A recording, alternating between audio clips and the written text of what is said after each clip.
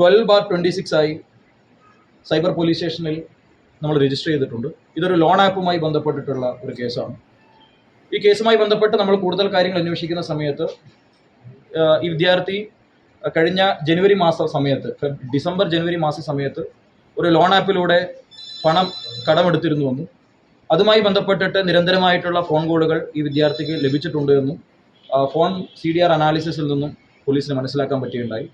അതിനെ തുടർന്നുള്ള അന്വേഷണത്തിൽ ലോൺ എടുക്കുന്ന സമയത്ത് കോളേജിൽ തന്നെ മറ്റൊരു ടീച്ചറുടെ നമ്പർ ഈ ലോൺ കൊടുത്ത ഏജൻസിക്ക് ലഭിക്കുകയും ആ ടീച്ചറെയും ലോൺ ഡിഫോൾട്ട് ആവുന്ന സമയത്ത് ഡ്യൂ ആവുന്ന സമയത്ത് ഈ ലോൺ ഏജൻസി വിളിക്കുകയും ചെയ്തിട്ടുണ്ട് എന്ന് നമ്മൾ മനസ്സിലാക്കിയിട്ടുണ്ട്. 10-ാം തീയതിയും അത്തരത്തിൽ നിരന്തരമായിട്ടുള്ള കോൾസ് ഈ ടീച്ചറുടെ മൊബൈൽ ഫോണിലേക്ക് വന്നതായിട്ട് നമ്മുടെ സൈബർ അന്വേഷണത്തിലൂടെ നമുക്ക് വ്യക്തമായിട്ടുണ്ട്. ആയതിനെ തുടർന്നിട്ടുള്ള ഒരു മാനസിക സമ്മർദ്ദം കൂടെ ഇതിലേക്ക് നയിച്ചിട്ടുണ്ടാകാം എന്നുള്ളതാണ് അന്വേഷണ സംഘത്തിന്റെ പ്രാഥമിക വിലയിരുത്തൽ. മറ്റു കാര്യങ്ങൾ നമുക്ക് അന്വേഷണത്തിന്റെ മധ്യയാണ് വിലയിരുത്താൻ വേണ്ടി കഴിയും. അതായത് നമുക്ക് കൂടുതലായിട്ടുള്ള പരിശോധനയിലൂടെയാണ് മനസ്സിലാക്കേണ്ടത്. കാരണം ഈ കോണ്ടാക്ട്സ് ഓൾറെഡി പലപ്പോഴും ലോൺ ആപ്പ് കേസുകളിൽ 2 തരത്തിൽ സംഭവിക്കും. ഒന്നുകിൽ നമ്മളുടെ കോണ്ടാക്ട്സ് അവരുടെ കയ്യിലേക്ക് നമ്മൾ തന്നെ വോളണ്ടറിലി ഡിസ്ക്ലോസ് ചെയ്ത് കൊടുക്കാം, അതല്ലെങ്കിൽ ആപ്പ് പെർമിഷൻസ് കൊടുക്കുന്ന സമയത്ത് ആക്സസ് ടു കോണ്ടാക്ട്സ് എന്ന രീതിയിലേക്ക് ഒരുപക്ഷെ കൊടുത്തതാണ്. പക്ഷെ സൈബർ അനാലിസിസിലൂടെ മാത്രമേ നമുക്ക് കൺഫേം ചെയ്യാൻ പറ്റൂ.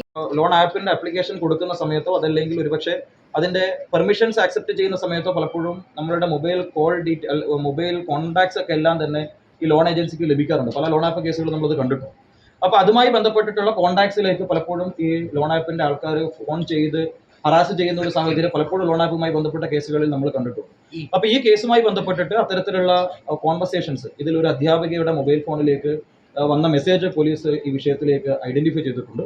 അപ്പോൾ ആ മെസ്സേജ് കണ്ടിന്യൂസ് ആയിട്ട് 10-ാം തീയതി ഒരുപാട് കോളുകൾ അധ്യാപികയ്ക്ക് വരികയും ചെയ്തിട്ടുണ്ട്.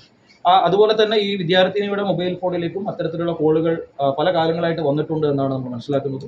അപ്പോൾ ഉടനെ തിരിച്ചടക്കുന്നതുമായി ബന്ധപ്പെട്ടിട്ടും കൂടെ ഈ വിദ്യാർത്ഥി ഒരു മാനസിക സമ്മർദ്ദത്തിലായിരുന്നു എന്നുള്ളതാണ് ആ ചാറ്റുമായി ബന്ധപ്പെട്ടിട്ട് പ്രഥമ ദൃഷ്ട്യാ നമ്മൾ മനസ്സിലാക്കുന്നത്. കൂടുതൽ അന്വേഷണത്തിൽ സൈബർ പോലീസ് സ്റ്റേഷനിലാണ് ആ കേസ്.